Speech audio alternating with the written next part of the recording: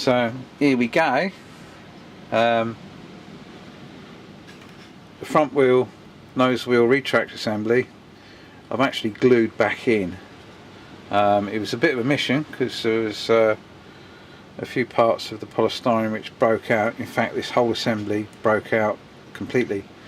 I've now got the steering arm on, okay, and if you look down, if I point to it, you can see I've got the servo there, and there's the retract arm.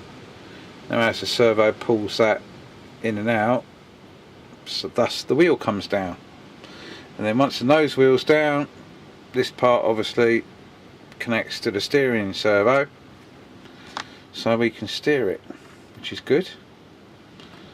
So that's all straightened out and back where it was. Like I say, bit of a mission that was. What else have I done?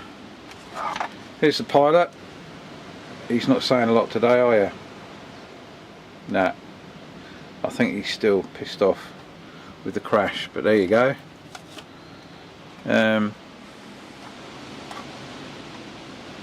I've glued this section here on. You can see the crack. Why am I laughing at that? If you look underneath, you can see the join just about. Steering servo's in. Both the steering servo and the retract servo are both metal geared. So, and again, I got these from Chris at Portsmouth Models for about £9.50 each. Brilliant servos. So got a frogging throat, so this section is now glued to that. So once we've got a bit of filler stopper on there, that's going to be great. My servo tester should arrive Monday, second class, and then I can connect these servos up, centre them. Same for this servo on the retract, and then I can actually connect the arm up. There we go, connect the arm up to that, and then fiddle about so that the nose wheel works properly, and then stick a servo arm on that one, and then when I'm ready to glue the two halves back together, I can connect that little puppy to the servo arm, and then once the two are almost together, I think when they're actually together I can pop my finger in there and put the servo arm on, no problem. Could be a problem once it's on screwing it in. I think probably the best thing to do is to put the servo arms on, screw them down, little screw at the top there, in there, and then connect this one up when the other half is in, ready for gluing. What else? Yeah,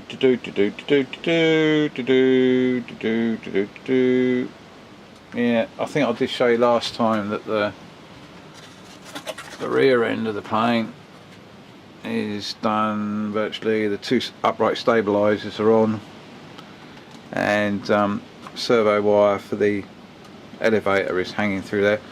I've got to glue this back onto the main body and also glue the body together. There's a servo in there for the elevator. I'll stick a servo tester in there, make sure that he's working okay. But that's all accessible from where the turbine screws on. So yeah, that's about it really.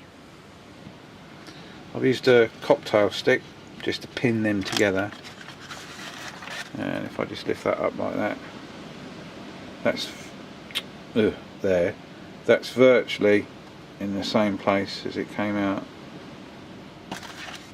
What I might do, which is a good idea, is just pour a little bit of glue down in that side. But I think it's fairly straight. if you look down the side of the aircraft, that's come out really well actually. And I think this side's straight as well. I did straighten them up.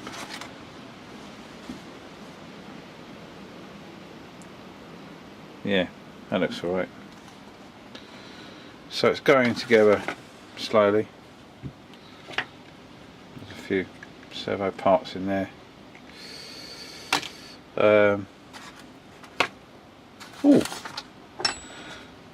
When I went down a 50p shop, I got quite a nifty, useful tool.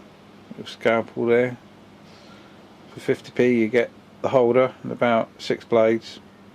So I've obviously used that to cut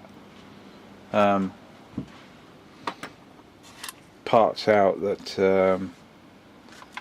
I mean, it's no good springing the body apart and trying to get glue on both sides. It's better just to cut, do a fresh cut, you know, and then glue it. But it's coming along. Probably, I don't know,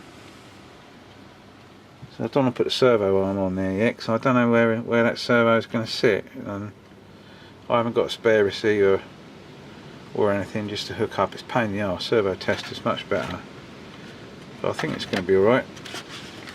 I've got the door to put back on, but I can't put that on until two halves are together, because obviously when the nose wheel comes down it opens up a little flap, if you know what I mean. Well, that's about it. This is like a sort of a A10 Worthog update and MP4 test. So there you go. So I'm just going to go out here and zoom in on a flower. Isn't that pretty?